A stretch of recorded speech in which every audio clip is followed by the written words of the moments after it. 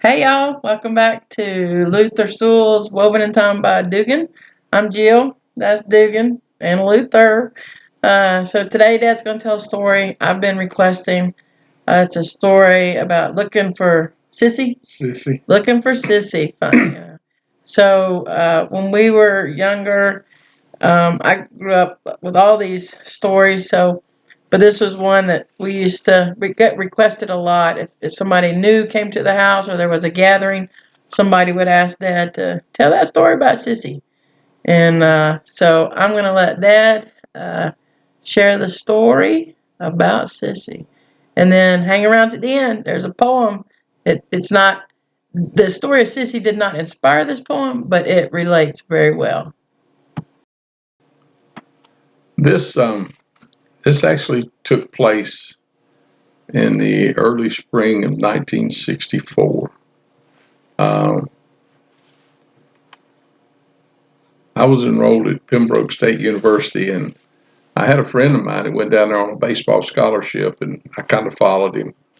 And there was one young man that had a car that lived in our area. The only one that went to school down there that had a car, and there were obviously 6, 8 of us that lived in the Greensboro area, and we'd ride back and forth with Donnie. He had a car. He had a like a 1955 Buick, I think it was.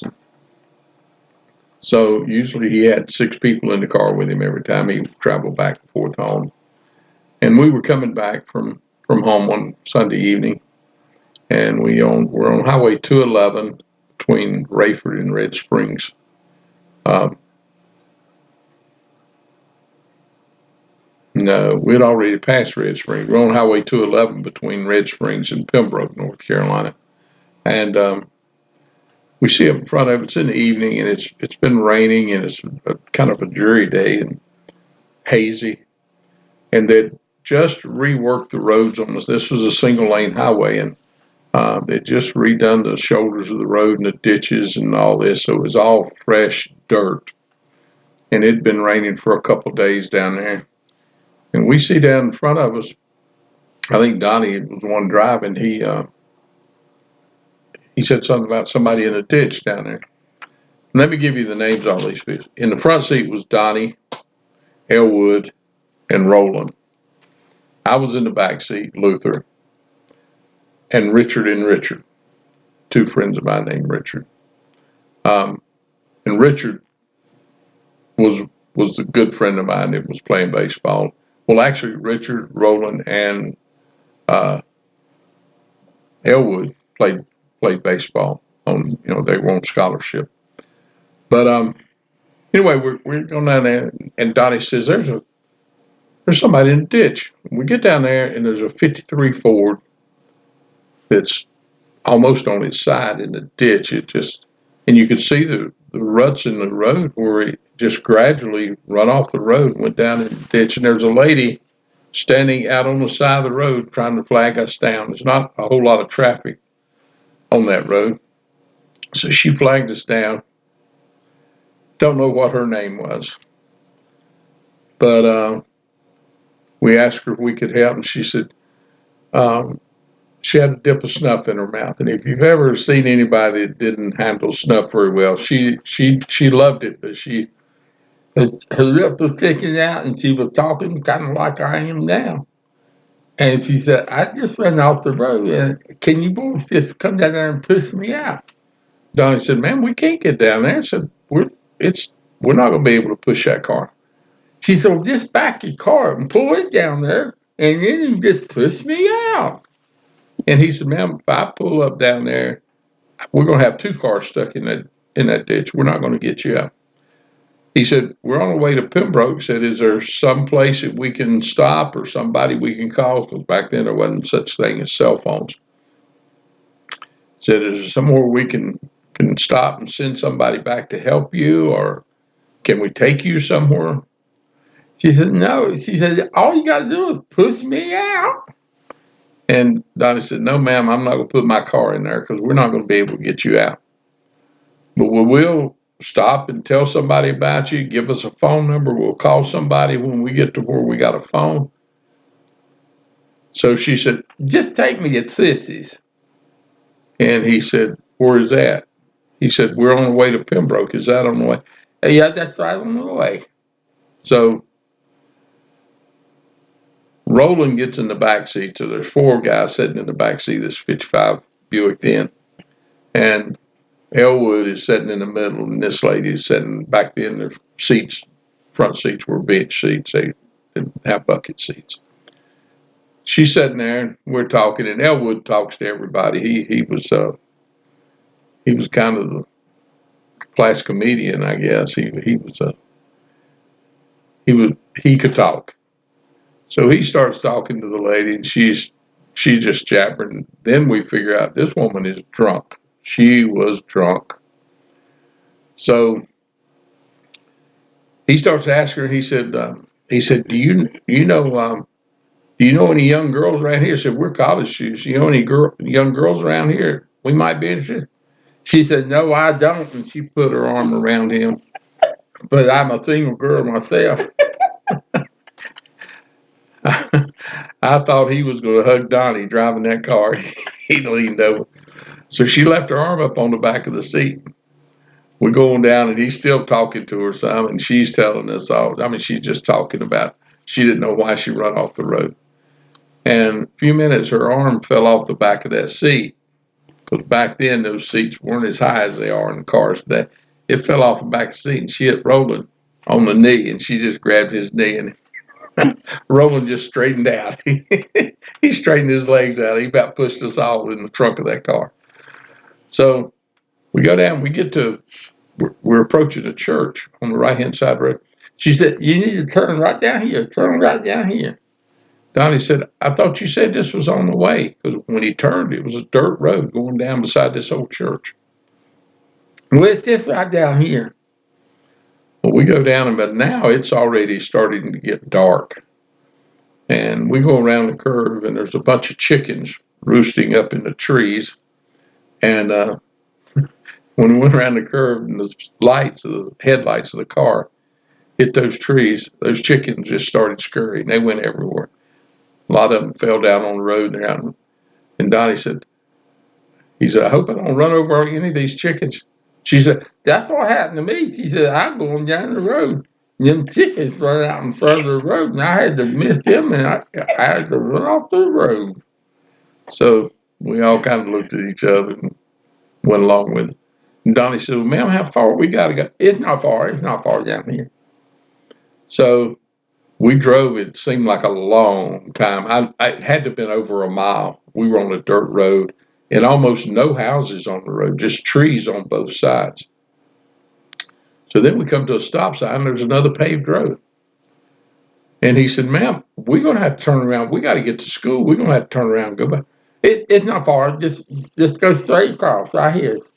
And you can see a tobacco barn across the road. So we went down there, past the tobacco barn, and you could see another old tenant house sitting down there on the left. She said, that's Sissy's. Right there, Sissy's. So we went past another tobacco barn and then pulled in the driveway of this house. And this house didn't have any underpinning in it. It had never seen one paintbrush ever. And sitting there, and I don't even think there was a car in the driveway, truck or anything. But we pulled up. She gets out of the car, and she goes to the back of the house. And it's dark all around there. Well, we're sitting there, and Donnie tried to call to her, but she just kept going. I think maybe Donnie blew his horn. Anyway, the front porch light came on, and this lady and this little boy come out on the front porch. So I don't know how many of us, maybe all of us, piled out of the car and told us that we brought a lady here. She wanted to come and see you. And she said, oh my goodness. And she must have called us. She said, and she's drunk again, I bet you.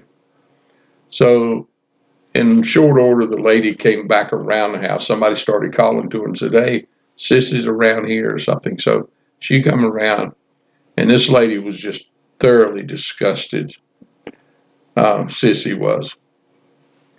So she told her what she needed, and then we kind of explained to her what she was in the ditch. We couldn't get her out. It was going to take something heavier. So the lady said, she said, look, she said, my kids, she had a 10 and a 12-year-old little boy. She said, they can drive a tractor. She said, that 12-year-old said, he won't have any problem doing what needs to be done. She said, he drives it around here all the time. She said, but he's never driven on a highway. Said he don't drive on them. Said all these roads around here are dirt roads. And she said he don't have any problem. Said he can control it. He can pull her out the ditch. He can do whatever needs to be done. Said he's pulled stumps. He's done everything on this thing. She said, but he's never been on a highway. Said, please take care of my boys and make sure they don't get hurt. So we promised her we would. That little boy left. In a few minutes, he came back. Great big old John Deere tractor. The wheels circumference on the back wheels that tractor is probably 8 feet or more. So we follow him up there. Him and his 10-year-old brother hops on the back of it. He's standing behind his brother. His brother's driving in the driver's seat. He's standing behind his brother holding on to the seat. And we get back up there. But before we get up there, when we come back out and got on Highway 211, which was a highway going between Red Springs and Pembroke, there's a house across the road. And we turned left, and there was a German Shepherd dog coming out the road. She said, that's what happened to me. She said, I going down the road, and a dog came out in front of me. I had missed it. I had to get off the road, and I couldn't get back on. Just went in the ditch. So we looked at each other again. Before we get back up there, we meet a car, and he's got his bright lights on. Donnie flashed his lights a couple times trying to get the man to dim his lights, meeting him. And he said something about it. She said, that's what happened to me. She said, I going down the road. Man turned his bright lights on. I couldn't see it. I run off the road and went into the ditch. So we exchanged glances again. We finally get up there. And it's dark now. I mean, it's good and dark by now. So we go up past the car, turn around and come back. And we pulled across the road in both lanes to stop traffic from both ways. We pulled past her. Little boy jumped out of there. Those two kids got a big old chain off the back. They went down there, hooked it up to that car. And she pulled him out, or he pulled him out. I mean, in short order, he had her out. So we told her, we helped him get the chain back up. And we told him, I said, you go down the road and get back home. So when she come out, she pulled across the road. Well, now Donnie's already straightened up where the westbound traffic can get by, but she's pulled across the road, so neither lane can, neither direction can. She come back and she says, "Boy, let me. What do I owe you? I want to pay you something." So I said, "No, ma'am, you don't owe us anything." She said, "No," and she reaches down in her bosom. "No, I won't pay you something." She pulled a wallet out or something, and I won't pay you something. Donnie said, "Ma'am, you don't need to pay us anything. You got to get out of the road. People's trying to get by, and you got everybody stopped." "Oh, well, okay." And he said, "Come on around, and you come around me and get in front of me and go on." So she put her arms up on the car. She said, "Boys, I sure hope something bad happens to you one day so I can help you out." Donnie said, "Ma'am, get in your car and let's get on down the road." So she got in the car. She takes off, and Donnie's following her, trying to get, because she kept telling us too when she first told us, I wasn't going but about 40 miles an hour. Well, she got up to 60, and she kept gaining, and Donnie's trying to see how fast she's going. But she met a car, and Donnie said, "I'm not doing that." Said she about run into that car. So he backed way off, dropped his speed back down. And we were talking and laughing about that drunk woman. And then one of the Richards in the back with me, he says, "She's wrecked again." He pointed down the road. They said, "Where?" He said, "That light down there." I said, "That's her." Said, "She's flipped that car around." He said, "I've been watching." So we get down right at the cemetery, right before you get to the church. She had hit those two little boys on that tractor.